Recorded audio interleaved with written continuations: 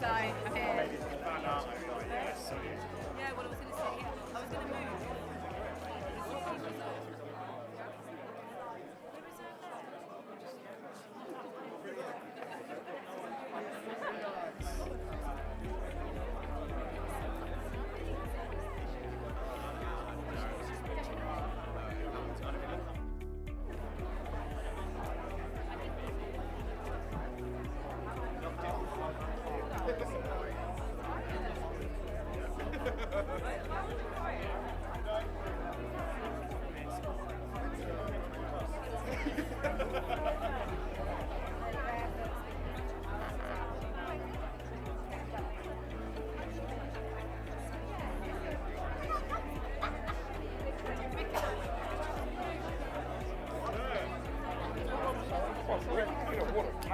I've no idea. Yeah, I guess so. I can grab it.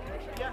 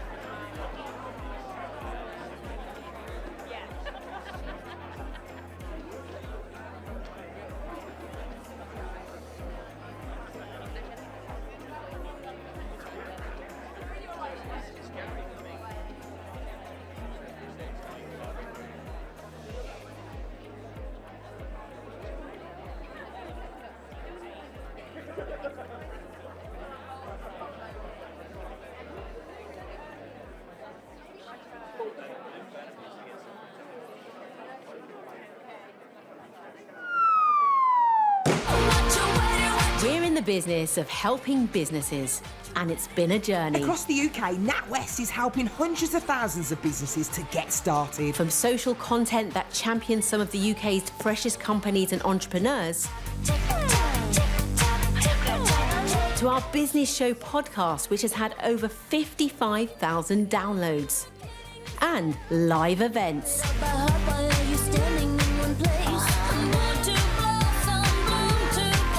So, are you ready for the next chapter tonight? It's our biggest business show yet, with a stellar lineup.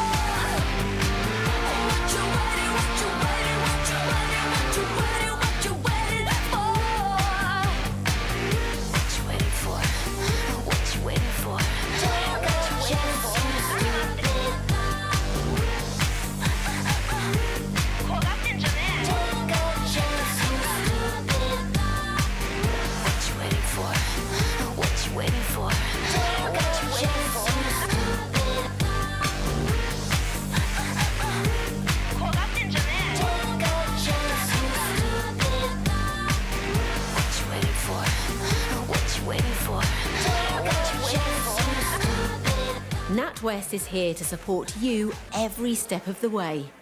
So what are you waiting for?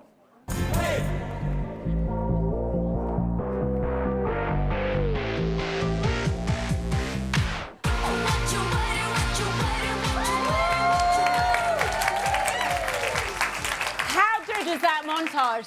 So good, Slick. You made me look amazing. Hello, everyone. Thank you so much for coming. We are all excited. Our guests are here in anticipation. They're brilliant. And welcome to this amazing event, the Natwest Business Show Live. Last year, who was here last year? Anyone here? Some of you? I know. You were here. You made it. We did it last year, and it was so good. We wanted to do it again. Now, this year, we have a theme. And it's all about getting comfortably uncomfortable, okay? Comfortably uncomfortable.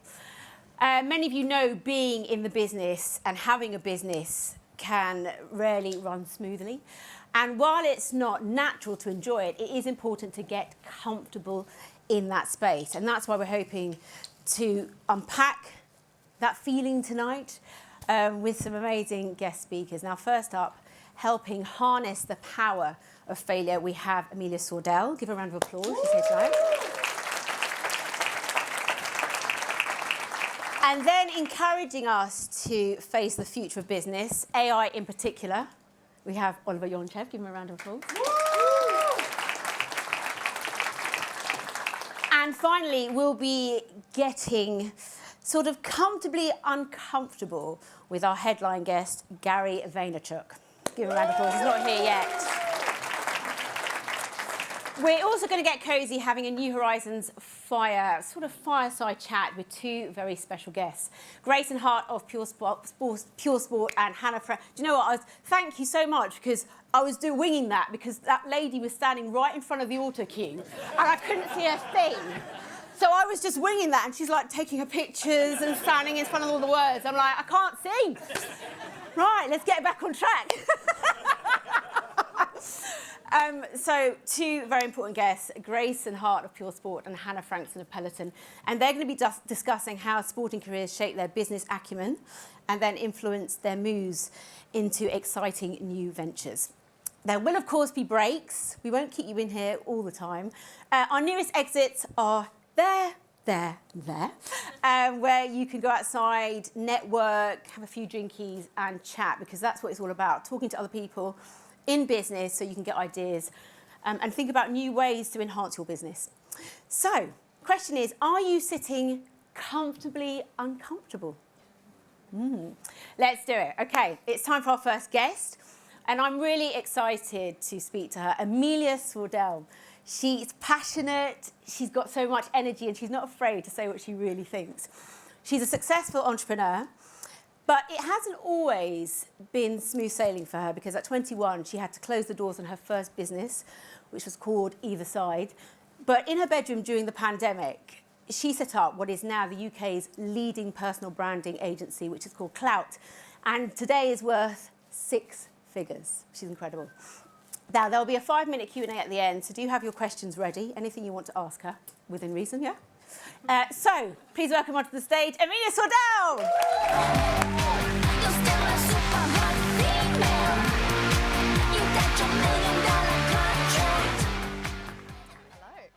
Hi.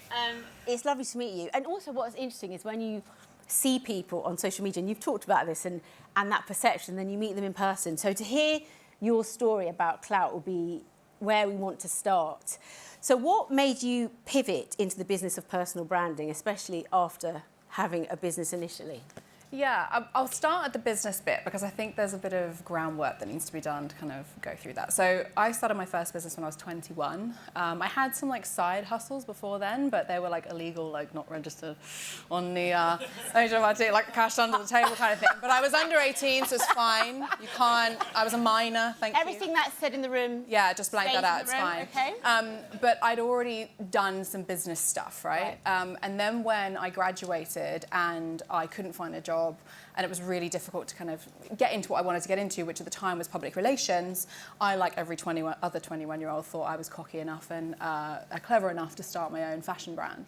And I started it, like did pretty well. My initial kind of business model was to buy products from China and have them shipped over, labelled up, and then we sold them. But it very, very quickly snowballed, and we had customers like Danielle Lloyd, Colleen Rooney. We were in the Daily Mail like every other week, and like all the Towie guys, remember those? Were wearing all of our stuff, like back when it was like cool to be on Towie, and Made in Chelsea and all that kind of stuff. And we just grew very, very quickly. I think the biggest lesson I take from that moving into where I am now is that's kind of where I learned the power of people. Most of our products that we were shipping out at volume were coming off the back of Colleen wearing our clothes or Danielle Lloyd being packed in one of our jackets or whatever it might be. And so I learned really, really quickly that this was before influencers, by the way. There was no kind of people monetizing their brand, if you like, on Instagram or Twitter or LinkedIn or whatever. Okay, well, if that was before influencers, how did you get these people to? So I basically was a bit like, see what happens, like what's the worst that can happen? I used to send like these packets, all wrapped up nice like a present, with a note in there with my brand name and my Instagram account, my Facebook account at the time when we had one.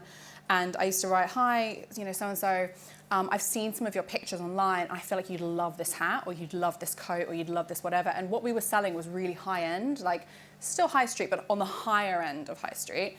And I wouldn't ask for anything in return. I just said, please have it.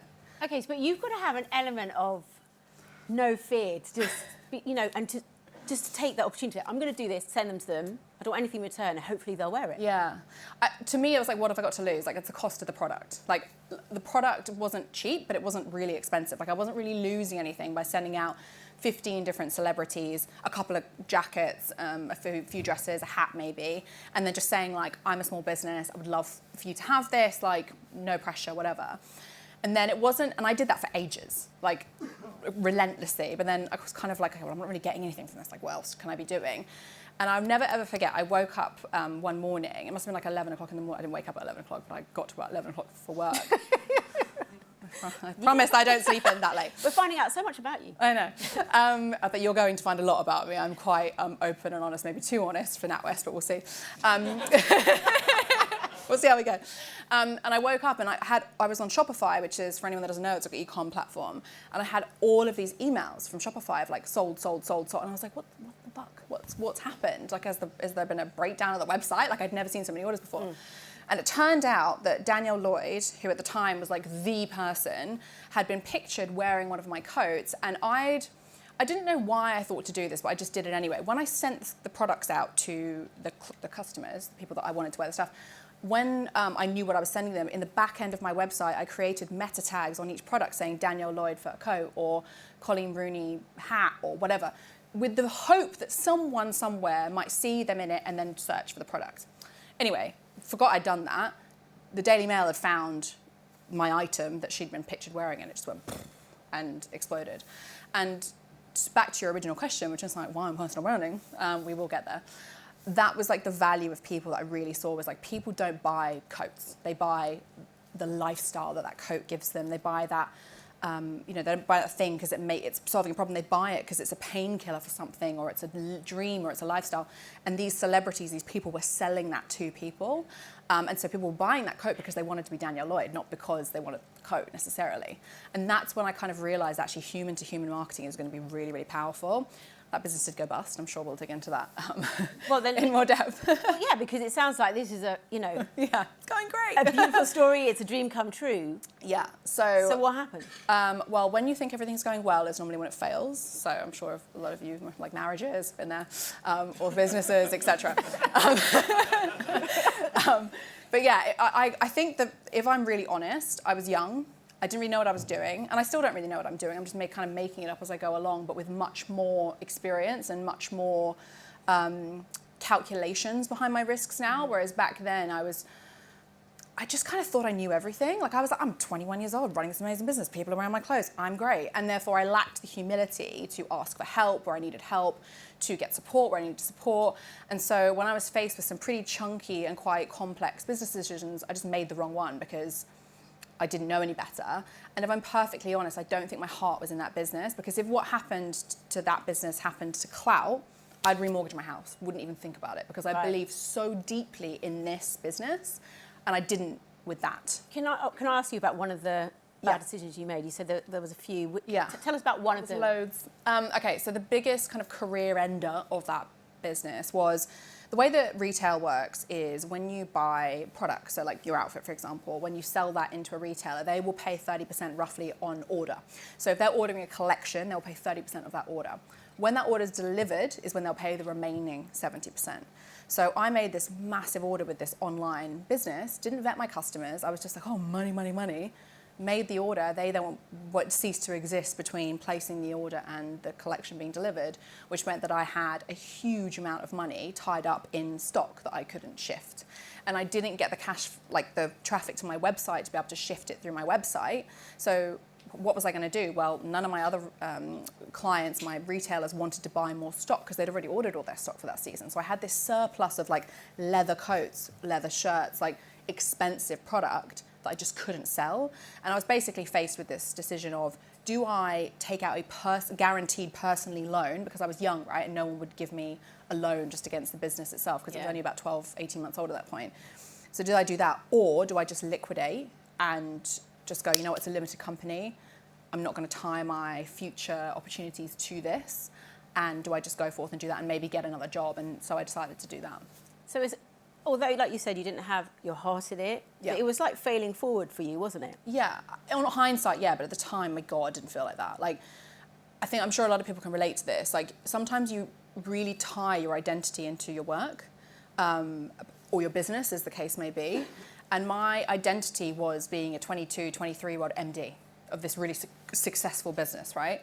And I wore that like a mask, like that was who I was. And when that failed, it was like that part of me died. Like I really grieved that business. Like I'm not joking, 3 months of like alcohol, cigarettes and coffee. Like it was like we broke up. It was really savage. And I remember I had to call my mum because I didn't even have enough money to put petrol in my car to get from my then house, which I had to get rid of because I couldn't afford it, to drive home.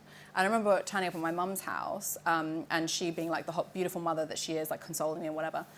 And I'd been there for about 3 months with me and my little dog, which she didn't sign up to have back at the house, but she took us in anyway. And I remember kind of 3 months after the business closing, and I was liquidating all the stock, and I was selling it off to Overstock and on eBay, just anywhere where I could just get some cash back, and it was nothing. Like, I'm talking the investment was like 120 grand, and I think I got back like 12. Like, it was like really, really, really like a loss. And the 12 didn't go to me, it went to paying off all the other debts, right? It was pretty savage. But 3 months later, moved back in with my parents, ashamed, you know, really, I was humiliated, to be honest. I kind of had a look at my life and was like, am I just going to do this now? Am I just going to sit and wallow in self-pity? Or am I going to take what I learned in that 18 months period, which was, I'm really fucking good at sales. I'm really good at marketing. What can I do that, like, with those skill set that someone's going to pay me a lot of money, because I like money. you know, this is a business show after all. And I went on Google and I remember typing in, what jobs can you do that pay you the most money with no experience? Like legit, that's what I typed in. And the number one thing that came up was recruiter. And so that's what I went and did. I went and became a recruiter, and that's how I got into personal branding. Okay, well, you've come up with quite a few tags, quotes, and you've spoken about wearing failure as a badge of honour. Yeah. Okay. And through that, we can succeed. So do you think that failure was the key to your success in your next move? Undoubtedly. At the time, I really saw it as a negative because for anyone for anyone that is, particularly just from the reinforcement of the outside world, right? So I felt like ashamed of myself and all that kind of stuff. But on top of that, I was going and giving my CVs to employers and they were like, why would we employ you? You've only ever worked for one person. And so I built up all of this acumen in areas that most businesses would really need skill sets in, but no one will hire me because I've never really worked for anyone else. And that was really tough. So I had to start at the bottom. So is that a piece of advice you give to anyone with a business? Because not every business succeeds. Yeah. But we know a lot of, successful business people. Yeah. They've had a business that's failed. Yeah. So just keep going. Yeah. And look at your strengths. Yeah, look at your strengths, find a way. The thing is, I feel like all the business advice that you get given is like, have a big goal, like what's the exit plan, all that kind of stuff, which is great. I'm sure someone else will come up and say that, and I'm not digging them out at all. But you don't have to have those big scary goals. You can just go, right, what do I need to do between the next 6 months for me to feel like I've achieved something? And actually, when I first started Clout, that's what I did. I was like, what do I want to earn? Like, what do I want to earn? I just wanted to get paid doing something I loved. So I was like, right, well, I need to earn that to literally pay my mortgage and my kids, so let's just aim for that. And so that was the first milestone. And then the next milestone was like, well, okay, I've got this many clients paying me this amount of money. I wonder if I could hire someone and then get more clients. So that was like the next milestone. And I feel like until you're in a place where you understand the cadence of your business and you understand the trajectory in which you're going in as a founder, but also the business is going in, because you outgrow the business, the business outgrows you, like it happens. Until you understand that, you're kind of just guessing. And so I just kind of took it one step at a time. And even now, like with my team who are very kindly here with me tonight, they will tell you, like, we quite often will just do 2-week sprints. Not necessarily in business goals, but in what needs to be executed, 2-week sprints, and just see. Because I feel like if you make things too big and scary, it's very difficult to work out how to climb to the top of the mountain. But if you can go, right, well, I just have to get to 1,000 meters. Cool, can do that, no problem. Just have to get to 2,000. Cool, fine, we can do that. And then eventually you'll get to the top of the summit. It's funny. So your team's here. Where's your team? Just there. They're filming. We are a content agency after all. I know, literally. But it's interesting what you say about team, because I find what you say interesting and very inspiring. But you say about there's no such thing as a family in business. No, there's no family in business. So I just wanted to be ruthless. I know, no family. Throat. But explain that, and because it makes sense. Yeah. Totally. Okay. So my philosophy is, if any employers say we're a family, run. Yeah, that is a walking red flag. Like, run, please leave right now. The reason I say it's a red flag is because a family loves you unconditionally, right? Generally speaking, they will support you through your fuck ups, through your divorces, through your all of your bullshit. They will still love you. Your employment with me is conditional. Like, it's conditional on you doing a good job, on you, performing at the level you need to perform at, on you hitting your goals. And my employment with you is also conditional. If I'm being a rubbish employer, you need to leave. Like it's a conditional relationship. So when you have these companies going, we're a family, I'm like, that is just so toxic, because you're basically lulling people either consciously or unconsciously into this false sense of we've got your back. Of course you don't. It's a business. You can love and support people and be friends with your employees and friends with your colleagues and whatever, but it's a business. It is a conditional, contractual relationship where you both should get value out of it. And if I'm not doing my job as an employer, I would expect you to quit, or at least pull me up on it before you did. And if you're not doing your job as an employee, there is no employer in the world that's just going to keep an employee on who's not doing a good job. Well, what about, talking to that employee and showing them how they can do better? Yeah. That's quite a family, love, patience. I don't know if it's family. Do you go to your family and go, you could do better, Mum? That's another show. My mum's. If I turned up in my parents' house and I was like, Dad, you know, you could be doing better in this part of your relationship. I can see, I would be disinherited, I think. I think there is a difference between being a family and being supportive. If you, like, I read a book called Radical Candor by Kim Scott, which if you haven't read is a great, great book. And it basically breaks down how to communicate with people, particularly your team, in a way that is meaningful, supportive, but also is no bullshit. Because when you fluff stuff, it can make people feel like they're doing a better job than they are. And if you fluff it, that just leaves them down a garden path that's ultimately going to not be good for their career. You need to be honest with people. If something's not going well, and I would expect them to be honest with me. Like, I've had conversations before, my team's been like, you said that and that sounded really shit. Can you try and do better next time? And I'm like, oh, okay. And you took it? Sometimes I do. And sometimes I'm like, ugh. I'm quite reactive, which I think not just in communication, but also just in life. And I feel like that's one of the reasons why we've got to where we have got to, but it's also a weakness and it's something I do really work on because I am very like, ugh. And sometimes you have to go, no, don't say that. That's probably not best in a boardroom, like leave that for later. But yeah, there's a way you can be supportive with people and be honest with them without being an asshole, but also not fluffing stuff out. And like this whole concept of shit sandwich, I don't think is really disingenuous. Like if someone's not doing a good job, tell them. If someone's doing a good job, tell them, but be like, empathetic about it. Well, I want to quote you again, if I may, and it's a great one. Here it goes. It's very easy to just do good work comfortably, but I don't want to do good. Okay, so it's very easy to just do good work comfortably, but I don't want to do good. I want to be excellent. Yeah. Okay. I do want to be excellent. So that's your quote. So. And I think, and I get that. So there's just a few things I wanted to draw out from that. Can we all be excellent? I think we can all be excellent. I don't think we can be excellent in everything. Okay. And is excellence based on how you feel about yourself or how you're viewed? Good question. For me, I think it's how I feel about my achievements. So, and by the way, achievements could be how good I am as a mum. Like, am I an excellent mum?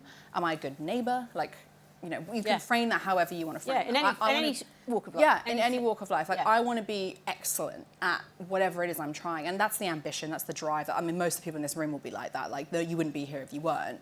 But I think you can be excellent at something. But for me, that quote, I guess, if you want to call it that, came from a podcast I was talking to with people who were talking about ambition and, you know, is that a blocker? Is it a good thing? Is it whatever? And I think as long as you feel like you've done the best you can do, which sounds really fluffy, but I genuinely mean that. Like, if you look at something like, I'm proud to be here, like, and I don't mean that like, you know, Steph would say, fuck being humble. I'm really proud to be here because this is a huge milestone for me. Like, I am like, this is excellent. Like, well done me. Like, that's how I feel about this. Yeah. Well, to be recognised for what you do. Yeah, but it's not because there's, you know, 250 people in the room. It's because I've worked really, really hard and I'm now where I wanted to be. So, you know, Natwest and, you know, Gary Vee and all that kind of stuff and Angelica Bell, like, I'm not going to lie, I was more excited to meet Angelica than anyone else.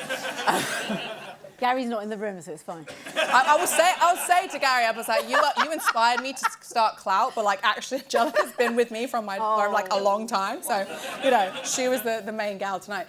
But I feel really proud to be here. So I feel like I've done an excellent job in getting here. And I think people quite often place excellence on external validation, right? And particularly, you know, we work in social media, we're a personal branding agency, we build brands for people on social, on stages and whatever. There can be a real trap that you fall into of like, oh my God, I didn't get any likes on that, but I was really proud of it and no one likes it. Like, fuck everyone else. If you're proud of it, be proud of it and don't base the validation of your personality and your achievements on whether or not a stranger from Colchester thinks that you're great. And that's what I mean by excellence. I mean, like, anyone from Colchester here? Sorry, I used to live there. I did live there, and I'm sorry. But I do say Colchester a lot when I'm talking about that kind of stuff, and I don't know why. It just happens. It's normally Steve from Colchester, so I'm sorry if there's someone called Steve Is there a Steve from Colchester? No. Okay, good, great. You're big on the importance of confidence in business. Yes. I mean, you are confident. That's why you're I successful. didn't used to be. I think it's really? important to say that. Really? So where did you get that? So just context, when I was a kid, I was so nervous to talk to strangers. If we went to a restaurant, my dad would have to order for me because I just couldn't even look the guy or the woman that was taking the order in the eye. I would never answer my house phone, even up to the age of like 17, because I was just terrified of speaking to strangers. Personal branding, and that's not a sell, by the way, like genuinely, I'm so passionate about this stuff because it changed my life. Like, it wasn't just the business and the amazing team I've got and opportunities like this, it's the intrinsic impact it's had on my self-worth of doing something for me and being me in a way that feels authentic. I don't hate using buzzwords like that, but that's the only way I can describe it. That gives you so much confidence because you don't really care, like, no offense, I love you all, but I don't really care how you feel about me. I care about how I feel about me. And personal branding is the vehicle that has built that in me. And that is what drives me to keep growing with Clout, because if I can make even just a few people feel like that, then like that's an amazing thing to do. Well, then how can we apply that to confidence in business? Because ultimately, if you have a business, Yeah. you need people to like your business for it to do well. Yeah, it's a trust thing, right? I think there is an element of fake it till you make it. Like when I first started Clout, I definitely was like shitting it every single day. Like even sometimes I come in now and I'm like, like I know I'm gonna make decisions today and I don't know what to do. I think life is, look, life is just a set of data points, right? And sometimes you make good decisions based on your data points and sometimes you make bad decisions on your data points. And like one of the reasons I'm here is because I've made lots of bad decisions on my data points. But it's the decisions you make that are wrong that I think helps you build the confidence, because I don't think confidence is about being like, I'm always right and whatever. It's actually about being, I'm okay with being wrong. Yeah. And being okay with the consequences of that. Okay, so many entrepreneurs are afraid to make mistakes. Yes. And get it wrong. And it holds them back. So what advice would you give to anyone feeling like that in our audience? Well, I think we all feel like that. It's not just in business. It's like in, you know, you don't want to say the wrong thing to your partner. You don't want to say the wrong thing to your kid. You don't want to ask for the promotion, then get told no. Like it forms in multiple different ways. There's a scientific answer I can give, and then there's like a practical answer I can give. The scientific answer is the bit of your brain that tells you to be scared of something existed because there were saber-toothed tigers that would literally eat you. Like, if we were all living in a tribe, in a cave somewhere, and you raised the eyebrows of the rest of the people in that tribe and got booted out of the cave, you'd probably get eaten by something. So the fear of pissing people off and upsetting people and not being accepted is a real fear. Like, that is a life or death situation. We're in 2024, there is no, unfortunately, I love dinosaurs, by the way, I collect fossils. Unfortunately, there is no dinosaurs left, right? And there's nothing coming to eat us, generally speaking, unless, I don't know, you decided to wander around and, you know, on a safari or something. But that's not a real threat anymore. So that part of our brain that has been conditioned for millions and millions of years to see, you know, the opinions of our tribe as a threat, it's just holding us back, right? So I think when you can rationalize it a little bit, go, okay, fine, fair enough. It's not actually that I care that much that people are worried about what I say. It's actually that part of my brain that's a real thing. The other side of it is you're lacking confidence. I literally just did a piece of content before we started with the team. There are little things that you can do that can help build that. Like, you are not going to become confident overnight. Like, I'm not sitting here having gone, like, popped out and been like, hi, I'm amazing, I'm this amazing person. It's come over doing a series of things that has slowly, like a muscle, just built. And some of the things that you can do is, like, have a little 10-second conversation with your barista. Like, instead of just taking your coffee in the morning and being like, thanks, go like, oh, hi, how are you? Oh, that's it. Like, where are you from? Like, how was your Christmas? Just these little moments that you can create quite organically and without having to feel like someone's judging you, to be honest. Because what's the worst that's going to happen? They're going to go, yeah, great, fine. Or they're going to go, oh my God, yeah, like, thank you so much, which is more likely because people like to talk about themselves, evidently. But like, people like to talk about themselves. So they're going to take an interest in you because you've taken an interest in them. And then you can start to build these like little moments of confidence. You've just spoken to a stranger. If you speak to a stranger, maybe you could speak to a few strangers. Maybe you could come to a networking event like this and go up to someone and say, hey, I like your hat. Can we have a conversation? And there's like these little tiny moments that you can just apply, which doesn't really answer your question about business, but business is life and business. It's not separate. Well, it goes back to what you said at the start about people. Yeah. People. There's no such thing as work or life. To me, they're the same thing. They're intertwined. And making mistakes. Yes. And having failures can be successful, and you are proof of that now. Should we do some questions? Yeah, I would love to. Who's got a question? Oh, hello, right at the front. Oh, we got mics. There's someone running with a mic. Running. Hi. My question is, you said that when you were younger, you attributed your first business failure directly to yourself and it ate you up. How do you feel about that now? And how did you kind of get over that, like, direct correlation between your failures and your self-esteem? Really good question. It is 100% my fault, that business failed. Like, without a shadow of a doubt, it is 100% my fault. But I think there's real power in taking accountability for your mistakes. Like, even if you do something wrong, like a good example of this is I snapped. Probably shouldn't say this on a stage. I snapped at Sam and the video team the other day because I thought they hadn't done something that I'd asked them to do. And I'd been told it was done and it wasn't done. And I was like, guys, what is going on? I was wrong because actually they told me something different and I just not remembered. So going back up to them and be like, in a room full of people being like, I'm really sorry, like I got that wrong. That's taking accountability, even on like a tiny scale. The business, if you take accountability for stuff, you take all the power out of it. It's like, if you come on stage, right, and like doing a thing like this, and you blow up all the objections straight at the front, you take your power back from that. Like, that's why comedians make fun of like how they look or like their background or whatever, because then you can't heckle them. There's nothing to go at. So when you take literally take 100% accountability for everything in your life, because everything's your fault.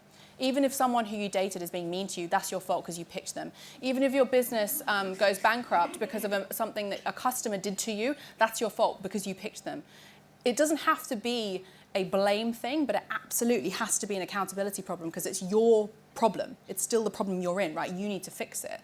So I think that taking like ownership of it is like, wow, I can do this. It actually builds your confidence because you then feel like you're not tied to someone else leading your destiny. Like you're like, right, cool, I got this, even if it's terrible. And trust me, I've had some really dark times. Like I'm sitting up here like cupcakes and rainbows, like just for context, it's a business show and I feel like we should be authentic. Last year I had 3 lawsuits, a really messy divorce. I grew the business too quickly. I created quite a toxic culture for about 3 months and we had to rip the whole thing apart and go again. Like it was painful for everyone involved. But those were my problems. I've just upgraded my problems now. So take accountability and it will help you build your self-esteem. So, but, you know, saying that, I mean, it's like you went through a hard year. Yeah, it was rough for everyone, let's be honest. Like, But, it's but subjective. seriously though, sometimes it's hard to pick yourself up. So where do you go as a leader, someone who's, you know, you've got strength, you know, obviously you've got vulnerabilities as well. Where do you go to get your sort of advice, your pick me up? You know, who's supporting you? Yeah, I think there's 2 things. I've done a lot of therapy. Like a lot of therapy, and I'm very proud. Like it's everyone's, you know, you can make your decision about whether you want to do it or not. But I think I have taken a lot of tools from that I've got this toolbox now. So I'm like, well, when that blows up in my face, cool, I know how to handle that. I don't have to spiral anymore. And sometimes it does, like we're all human, but I feel like I've got a kit of stuff I can apply to real life. But also I have unbelievable friends, and I can't stress enough the value of having, you know, yes, of course, have your gorgeous friends that you've had forever and you have real relationships with, but finding people who are a stage beyond where you are in your career and your business who can go, oh yeah, we did that too. Like I literally just was speaking to Oliver earlier and I was like, oh my God, 2023 was rough. And he was like, yeah, it was rough. So like there's a bonding moment that happens when you've got people either at your level or kind of like above you or like whatever it might be in whatever it is that you're doing who can say, yeah, oh, we did that. Because trust me, your problems aren't unique. Like in life or in business, every single person has been through exactly the same thing as you, just maybe in a slightly different iteration. So get support from people who've been there, done that, got the t-shirt and go, Angelica, don't worry, you're fine. By the way, speaking of t-shirts, I was going to wear that exact dress. Skirt. I was thinking leather, look. No, never fully dressed. Never fully dressed. I literally last minute changed my decision. Can you imagine if we both sat up here? I would have loved that. Like literally twins, same shirt, and also, same skirt. If you'd have walked in with the same outfit, I would have been like, I'm not taking mine off. Sorry. Have we got any more questions? Anyone? Yes, we've got someone over there. Hello? I have the Yes, we can hear you. Hi. Hi. My question is about time. What do you do when you're approaching your day? How do you prioritise your time? Do you make time for your well-being? I got told by one of my peers the other day that the fact that I do yoga for an hour every day is a luxury, and when they were building their business, they never would have invested their time like that. But now they don't have the health, but they've got the success. So what is your view on time and how do you use it? So I'm going to start the answer with, like, I'm terrible at time management. I am late to every meeting. I am late to every event. We appreciate you being here tonight. We left intentionally. we left. We were meant to leave at 3 o'clock. We didn't actually leave till 25 past. So that just gives you an idea. I'm not very good at timekeeping, right? But I excel in other areas, so the timekeeping thing's fine. When it comes to your well-being and making time for yourself, you absolutely have to prioritise that. And it took me a really long time to figure that out. I was of the same view as your friend, right? I was like, people have to work hard, hustle culture, And actually what ended up happening was I burnt out. I never forget, I was going on holiday. The first holiday I'd taken in the entire time of starting my business was 18 months in, Meg? 2 years in? 2 years in, and I was due to fly that day. And I was faced with this decision of, do I finish all my work, which, to be honest, could have been done by my team and I was just being a control freak, and do it on my holiday and therefore don't relax? Or do I just go, guys, take it and then do the thing? And if I hadn't taken that time, that 7 days off, I probably would have ended up in hospital. Like, I was so exhausted. I was anemic. It was just horrendous, like the absolute brink of what a human being can be pushed to. I was doing it to myself. No one was doing that to me. I was working that hard. No one was like, you need to stay up till 1 o'clock in the morning to be successful. I just assumed that's what you needed to do. So don't do that. Do the thing where you absolutely do your yoga. Do more than that if you need to. I'm not going to sit up here and preach about meditation, but I do love meditating every morning. It's amazing. I used to be very anti that. I'd be like, oh, green juice and meditating, no thanks. But I'm very pro it now because it's like a minute where you can just be like alone without an email or a child or someone pulling at your leg needing something. Gym as well. I make, like, my team know there are 4 hours a week where you do not contact me because I'm not speaking to you. And they are non-negotiable with my trainer, an hour. And yeah, it might be a luxury, but guess what? If I don't have those hours, I will be an absolutely terrible, cranky, horrible person who will not be able to do what I need to do as a leader of my business and also serve the team that I need to serve. So if you're being, the person that you need to be for everyone else, you have to be that person for you too. Yeah. And that's about knowing who you are, what you need to succeed. Yeah. So tell whoever it was, I'm okay. Say, Amelia said. I can yeah, exactly. No. Should we do one more question? Yeah? Sorry. You said no, but I'm going to do should we do one here? Did you point one? Yeah, wherever you want. We'll do one more, because I feel like there's no time. I'm so glad I've got this mic.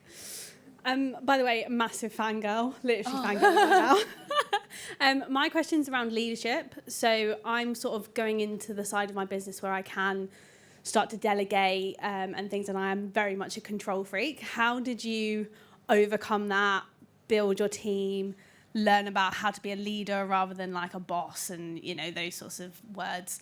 How did you do that? That's the bit I'm struggling with. Well, first of all, congrats. Like, you've made it further than most people would make in there. No, genuinely, like, most businesses never hire anyone. They never, and not because that's the bad thing, like you might want a lifestyle business, but that's a huge achievement. You should be really proud of that. I would say, how have I managed that? I haven't. I'm still a control freak. I always will be. I think most people in this room are, because I think to be excellent at something, you have to be a control freak because you need to pay attention to the tiny details. You can't be one of these people who are just like, I am a little bit sometimes, but you can't just be like, I'll see how it goes. Like, you want to control that. Because you are driven, you're ambitious, you're really striving to achieve something. There is an element of control that has to come from that type of personality. So I would argue, and maybe some people would disagree with me, you're never going to get rid of that control freak thing. But what you can do is learn to actually trust the people that you've hired and build absolutely unbreakable relationships with those people to a point where you can go, yeah, I know you got this and that's okay. And being perfectly transparent, I could sit up here and go like, yeah, this is how you practically do that. It just takes time. Like, the guys that are sitting here tonight have been with me for like 2.5 years. Danielle, who was my first employee, has been with me for nearly 4. She worked with me for a year before that as well, so we've known each other for 5. Like, these are really key people who I know I can give something to, and that they're going to do it, maybe not to my standard. And that's not because, you know, I'm better. It's just because it's my business, right? But they are going to do it to an amazing standard, and probably in many ways better than I, because it might be more efficient. It might be done on a better system. It might, like, whatever, right? So you need to understand that you can't get to where you're going to want to get without delegation. So you do need to delegate, but you need to find the right people to delegate it to, and make sure you're investing in those relationships so that you can have really open, honest, and sometimes quite heated conversations. Like, we've had conversations in the team before where I've shouted at people and they've shouted at me. Like, that might not seem like a nice place to work to everyone listening here, but that's because we trust each other implicitly. And that's because we're both disagreeing about something, but we can come at it from an empathetic place and go, cool, okay, I got you. And because we're passionate. So if you can build that trust where you can have that kind of conversation, you'll be great, trust me. Okay, I know there was more questions, but we've got to... Sorry, I talk a lot. No, it's great. Amelia, thank you Thank so you much for having me. I need to be straight talking and get to the point. Are you sticking around? Yeah, I will be here all night, guys. Try the veal. We can chat to Amelia afterwards. Thank you. And we can't wait to see where your journey ends. It's going to be amazing. Hopefully not anytime soon. No. I'm thinking years and years to come. Everyone, give Amelia a round of applause. Thank you. Thank you. Thank you.